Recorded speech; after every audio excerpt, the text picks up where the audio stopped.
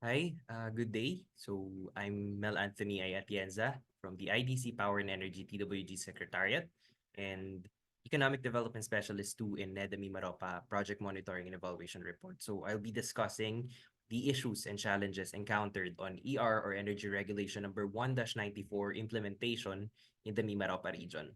So based on the discussion paper crafted by the Secretariat for analysis of the ER 1-94 program, our discussion encompasses the following salient features outlined within the said document. So we have the background, recent development of ER 1-94 in our region, proposed RDC process on ER 1-94, which comprises the RDC criteria and the RDC procedure. Next is summary of outstanding balance of regional share. And lastly, issues and the recommendations. So just to give you a background, Energy Regulation number 1-94 aimed at ensuring fair distribution of profits from the power plants among affected communities and individuals, of course, recognizing the contributions made by these communities in energy generation as mandated by the DOE Act of 1992 and the IPIRA Law of 2001. So the communities receive financial benefits, that's 1 centavo for every kilowatt hour generated, which will empower them to improve electrification, initiate livelihood programs, and contribute to environmental initiatives. So mandated by the EO 325, the RDC Mimaropa reviews, monitors, evaluates, and coordinates the region's development plans, programs, and projects to ensure sustainable socio-economic development in Mimaropa. So basically, that's the mandate of the RDC. And in accordance with DOE Department Circular, the RDC is assigned the specific responsibility to identify beneficiaries within the region for the allocated regional share of profits from power plants, while forming part of the NEDA Mimaropa's mandate as a socio-economic policymaking and planning technical arm of the RDC Mimaropa, that's under the EO 325, is the oversight of the RDC's technical, administrative, and financial operations. Therefore, NEDA Mimaropa really plays a crucial role in overseeing the effective implementation of ER 1-94, addressing issues and challenges, and formulating recommendations for the utilization of regional share to promote sustainable development within the region. Let's look at the recent development of ER 1-94 in Mimaropa. So in 2023, just last year, the RDC Mimaropa has designated the municipality of Bongabong in Oriental Mindoro as the non-host beneficiary of the Development Livelihood Fund, or DLF, regional share from the Philippine Hybrid Energy System Incorporated, or FESI. Accordingly, FESI signified intent to participate for the need to remit the financial benefit. Then the RDC thereafter identified Bongabong as the non-host beneficiary. Then the next action would be FESI to remit already the financial benefit to the identified beneficiary, which is Bongabong municipality. All right. In relation to that, during the final quarter of 2023, following the endorsement from the Infrastructure Development Committee, Mimaropa, so that's a sectoral committee, the RDC or the council approved the utilization of 22,566.12 pesos from FESI's DLF regional share for Bongabong. So that's through a resolution inaprubahan. Now, as mentioned in the last two slides, among the 30 generating facilities, only the wind energy facility of FESI or yung 16.56 megawatts wind energy power facility located sa Puerto Galera had an identified non-host beneficiary, which is yung si Bongabong nga. So, isa pa lang yung na-identify. And with only one identified beneficiary currently in place, it's imperative for the RDC to prioritize the identification of beneficiaries for the other remaining 29 generating facilities in a radiating manner. Yung radiating manner, it means that we give preference to non-host communities because host communities has already guaranteed allocation from other level shares. So dito sa regional share, we give preference na sa mga non-host. Just like yung nangyari kay Bongabong, siya yung naging beneficiary pero yung generation facility ay located sa Puerto Galera. So yung Puerto yung supposed host. And in order to do that identification, yung mga remaining GenCos natin, the RDC needs to implement and adopt a streamlined RDC process that efficiently facilitates the utilization of the regional share. So here it is. We anticipate the adoption and implementation of the proposal on the RDC process to further enhance yung efficiency in managing regional share. Okay, first up is the proposed RDC criteria. So we have two para sa criteria. Yung una yung beneficiary selection na ang magsasagawa yung RDC or council mismo. And yung pangalawa is project review and assessment to be conducted by the RDC sectoral committees. For the first one, beneficiary selection, as a custom and manifested from the recent developments on ER1-94 in the region, the prioritization of the non-host community, that's the first one, and the availability of funds shall form part of the criteria to be used in the proposed RDC procedure number 1, which we'll discuss as well later, no? So dun sa prioritization, gaya ng sabi ko kanina, unahin lang natin yung mga non-host LGU. Sa availability of funds naman, check na tayo dyan kapag there is an existing fund, specifically yung Development Livelihood Fund or DLF, and yung reforestation, management, watershed management, health, environmental enhancement fund ay available. So may availability of funds na. For the second one, which is a project review and assessment by the RDC sectoral committee. So ito na yung apat, yung development administration, economic development, infrastructure development, and social development. Maalin man doon sa apat yung magsasagawa nito kung ano yung appropriate SECOM na magsasagawa kung pasok sa kanilang sectoral concerns, ano, ay may criteria din na gagamitin. And aside from the enumeration of criteria, ng mga tangible projects under a certain DOE department circular, again, merong kasing apat yun, ano, yung livelihood and community development, reforestation, water management, watershed management, and climate change resiliency, health service enhancement, and public service facilities. Aside from those four mentioned in the law already, the RDC sectoral committees in their review and assessment shall also use the four specific guidelines in the Enhanced Comprehensive Investment Programming Guidelines or yung CIPG na makikita natin sa MIMAROPA RDC Manual of Operations. So the purpose of this is to assess the consistency of projects with the goals and objectives of the MIMAROPA Regional Development Plan or yung RDP natin and yung Regional Physical Framework Plan or yung RPFP. Therefore, the projects must support the following outcomes. Ito yung apat na nasa screen natin. Making growth inclusive to raise the quality of Filipino workforce, sustaining the growth momentum to generate and sustain employment, pursuing good governance and anti-corruption to create the environment for quality jobs, and lastly, managing disaster risks to prevent the loss of lives, properties, and livelihood. Okay? Now, let's take a look naman dun sa procedure na dapat nating i-streamline for the efficient utilization of the ER1-94. So we have 7 procedures outlined as follows. The first one is the RDC MIMAROPA shall issue a call for participation for potential beneficiaries. Preferably, again, non-host LGU siya eligible to receive the regional share from the generation companies or energy resource developers. So dito rin isasagawa yung selection of eligible beneficiaries. And this should be in accordance with the criteria prescribed by the RDC as previously discussed.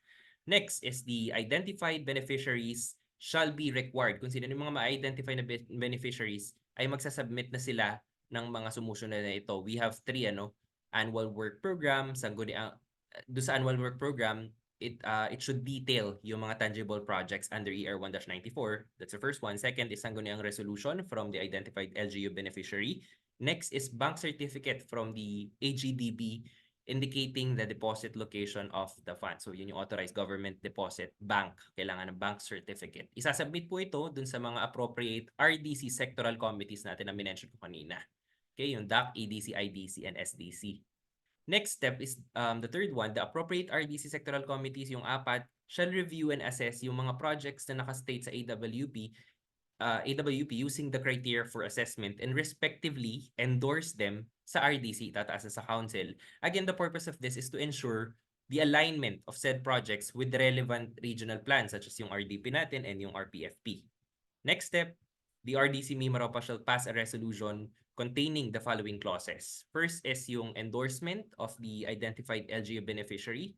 So kasabay na rin ito yung corresponding projects nila i-endorse na rin which are already consistent with the regional plans na assess at na-review na natin.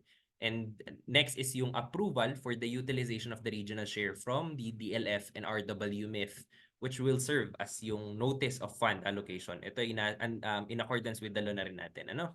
Okay, next is yung number 5, the GENCO or ERD will directly remit the regional share funds to the trust account or general fund account of the beneficiary. There's no need naman to establish trust account na pagdating sa mga non-host beneficiary. Yung mga host beneficiaries lang talaga mag-establish nun. And dun na nga i-remit. And upon remittance, that's number 6 of the allocated financial benefit to the endorsed beneficiary, the latter, beneficiary natin, shall proceed with the implementation na ng mga naaprobahang projects. Okay? And last step is that the GENCO or ERD in close coordination with the community beneficiary shall facilitate the last phases of ER1-94, including monitoring, liquidation, auditing, and documentation up to the program completion. Okay. Meanwhile, let us take a look at the summary of outstanding balance of ER1-94 regional share as part of the regulation coverage. So these are the 3 generating facilities, and they emerge as the facilities with the largest allocations, highest of which holds 161,000 pesos. So this is the Occidental Mindoro Consolidated Power Corporation. So ito na po yung pinakamataas, but analysis still reveals the insufficiency of the allocated amounts for identifying impactful projects. Yan na yung mga 3 pinakamatataas. On the other hand, the 3 facilities with the smallest funds have allocations of 162, 311, and 406 pesos respectively. So maliliit lang talaga, no, as we can see. And among all the current 30 generating facilities, these are the typical average range of allocation, which emphasizes the challenge faced dun sa ng mga LGUs natin in utilizing said limited amounts. So maliliit talaga siya. Mostly dyan lang nagre-range. So overall, the analysis on the disaggregated regional shares totaling approximately 1 million each for the DLF and the RWMIF of the 30 power generating facilities indicates overall inadequacy in funding for identifying and ultimately executing impactful projects. So these are one of the challenges na na-encounter po natin. And speaking of challenges, let us now delve into the issues and challenges encountered on ER1-94 implementation sa atin pong rehiyon. Okay? So we have 4. Firstly, limited amount of share. Yun nga yung example natin, yung utilization ni Municipality of Bongabo, no? So this inhibits the effectiveness in identifying tangible community projects, thereby hindering the effective utilization of regional share and execution of impactful projects. So this challenge is coupled with accompanying administrative cost na apparently chargeable siya against dun sa mga funds natin, DLF and RWMIF.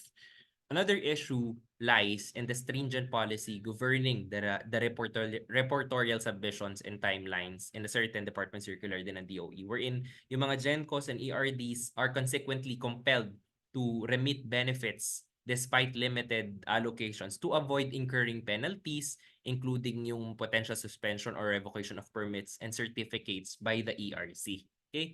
Next, third one is there is an urgent necessity for clarification and alignment of practices by the GENCOs with the regulatory frameworks. Such actual practices na na-observe natin, it include yung establishment of trust accounts by the RDC na in-stipulate pa dun sa draft MOA, establishment of MOAs between GENCO and LGU beneficiaries, which appear to deviate from the proper practice. Therefore, coordinated orientations would aid and would really be a big help for the concerned entities to ensure compliance and adherence to regulatory requirements.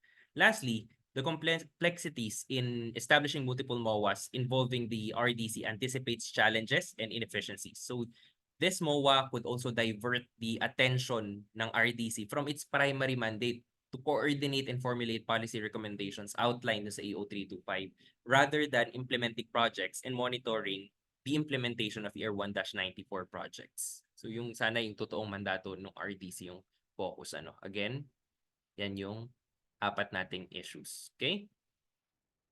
Next is, aside from the proposal on the RDC process presented a while ago, we also have formulated, of course, few recommendations to address the issues and challenges encountered. So these are as follows. First is optimize ER1-94 utilization through fund accumulation. So we have 2. First, the purpose of accumulating funds over time of an individual power producer, so isa lang siya, is to ensure that sufficient amount is reached for impactful projects. In turn, the GenCos are just required to submit annual financial reports stating the allocation of unremitted benefits to a separate account for saving for purposes until a substantial amount is accrued for tangible projects. On the other hand, another strategy is to explore pooling or combining shares across power producers. So dito, marami ng power producers to amass a larger fund earmarked for specific projects. So mamaya dito siguro hingin lang namin yung manifestations or any insights specifically dun sa number of period to save at saka yung number of GenCos to combine their shares. Okay? Next is the given the challenges faced by the GenCos and ERDs in reportorial submissions, a more lenient approach with extended remittance durations could be beneficial. So this adjustment will allow sufficient time for funds to accumulate, which is in harmony with the first recommendation na sinabi natin kanina. Okay? Third is for a more effective and informed decision making, it is recommended initiating dialogues, community consultations, orientations, and forums with relevant policymaking bodies and stakeholders. So this approach ensures that issued directives holistically and practically consider yung mga challenges na actually na-encounter ng mga GenCos, ERDs, kasama din mga policymakers at yung host communities. Finally, streamlining MOAs or Memorandum of Agreements for Enhanced Efficiency proposes formulating policy recommendations to standardize practices nationwide na ito among all the RDCs in coordination with the Department of Energy. So we are also looking into that. We are trying to explore yung possibility of this kind of policy recommendation, ano? And this also involves yung establishing ng memorandum of agreement directly na between the GenCo and or ERD at yung LGU beneficiary. So hindi na involved si RDC. Si RDC will only utilize yung resolution niya as the legal instrument for authorizing the utilization of the regional share specifically. And the RDC will merely serve as witness na lang dun sa MOA nila, sa direct MOA ni LGU beneficiary at ni GenCo. So the emphasis is on simplifying yung procedural aspects to enhance efficiency para hindi rin malihis kung ano yung tunay na mandato ng ating council or Regional Development Council. Okay? Okay, I think that's a wrap for this presentation. But before we end, here's our actions requested for the body's manifestation and adoption. So firstly, Mr. Chair, may we open the floor for TWD members' comments regarding the fund accumulation specific dun sa period or duration of saving at yung number of GenCos to combine their shares. And it will then be followed by the adoption of the presented proposed RDC process comprising yung criteria and yung procedure ng ER 1-94 regional share facilitation. So, thank you very much.